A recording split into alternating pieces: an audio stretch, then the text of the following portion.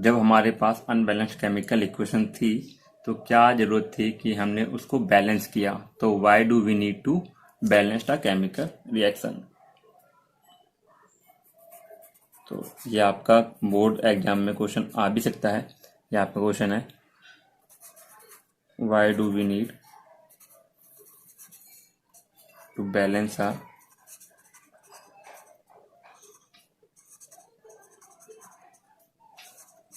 Chemical equation. तो बच्चों, जैसा कि हम 9th क्लास में हमने कुछ लॉ पढ़े थे, ठीक है। तो जो आपके केमिस्ट्री के लिए फंडामेंटल लॉज थे, तो बच्चों तो हमने 9th क्लास में कुछ लॉज पढ़े थे जो आपके केमिस्ट्री के लिए कुछ फंडामेंटल लॉज थे। मतलब अगर वो लॉ आपके जस्टिफाई नहीं होंगे या अगर वो लॉ आपके फॉलो नहीं होंगे तो कोई भी केमिकल प्रोसेस और केमिकल रिएक्शन नहीं हो सकती। उसमें आपका एक लॉ था, लॉ ऑफ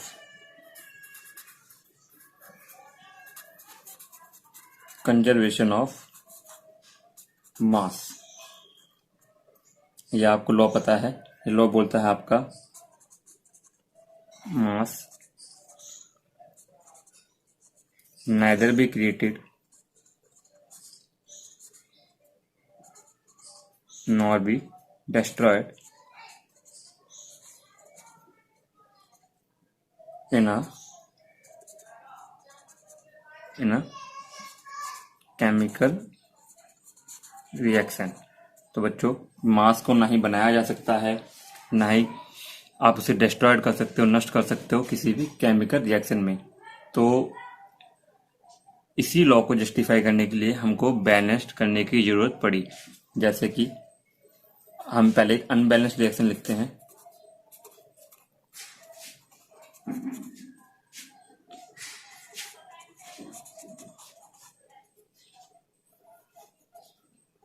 तो बच्चों, अनबैलेंस इक्वेशन की बात करते हैं।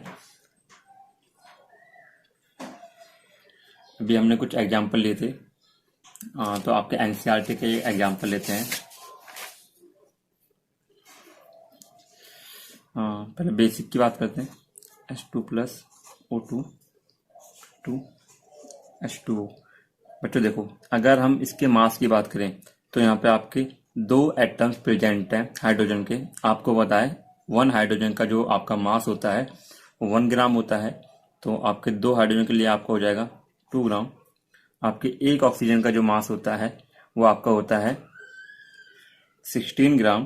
तो आपका 2 का हो जाएगा 32 ग्राम, ठीक है। अगर आप इधर बात करें तो इधर आपका जो हाइड्रोजन है वो तो आपका 2 ग्राम है, ठीक है।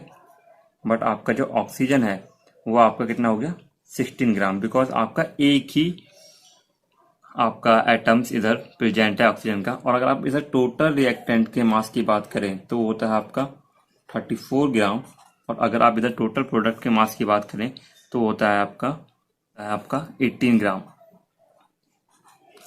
तो इसके अकॉर्डिंग आपका रिएक्टेंट साइड मास अलग है, प्रोडक्ट साइड आपका मास अलग है। तो ये आपके जो आपका फंडामेंटल लॉ है केमिस्ट्री का, लॉ ऑफ कंजर्वेशन ऑफ मास, उसको डिनाई कर देता है, उसको फॉलो नहीं करता। और ये आपका एक केमिकल इक्वेशन पॉसिबल नहीं होगी अकॉर्डिंग टू द लॉ।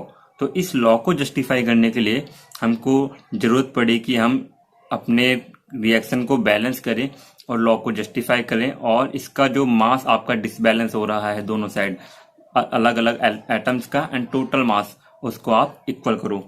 तो इसके लिए आप पढ़ोगे बैलेंस्ड केमिकल इक्वेशन। तो अगर हम इसको बैलेंस करते हैं, बैलेंस करना भी हम आपको नेक्स्ट टॉपिक में सिखाएंगे, लेकिन मैं आपको बैलेंस रिएक्शन लिख के दिखा देता हूं।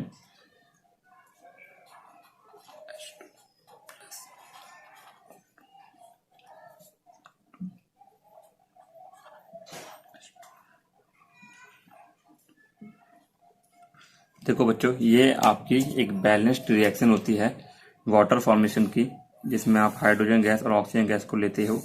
तो अगर हम इसकी बात करें तो अब यहाँ पर इस 2 का इस 2 से मल्टीप्लाई करोगे तो 4, 4 एटम है आपके हाइड्रोजन के।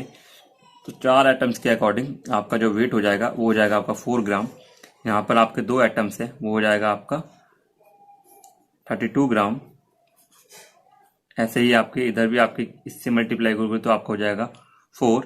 तो ये भी आपका हाइड्रोजन क्या हो जाएगा, हाइड्रोजन आ जाएगा आपका 4 ग्राम।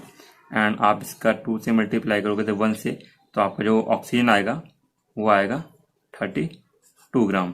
तो अगर टोटल वेट की बात करें तो इधर भी आपका 36 ग्राम वेट जो आपने रिएक्टेंट का यूज किया था, और ये आपका प्रोडक्ट जो आपका 36 ग्राम ही आता है। तो ये आपकी एक बैलेंस्ड केमिकल इक्वेशन है, जिसकी जो रिक्वायरमेंट थी वो हमको इसलिए पड़ी to justify the law of conservation of mass.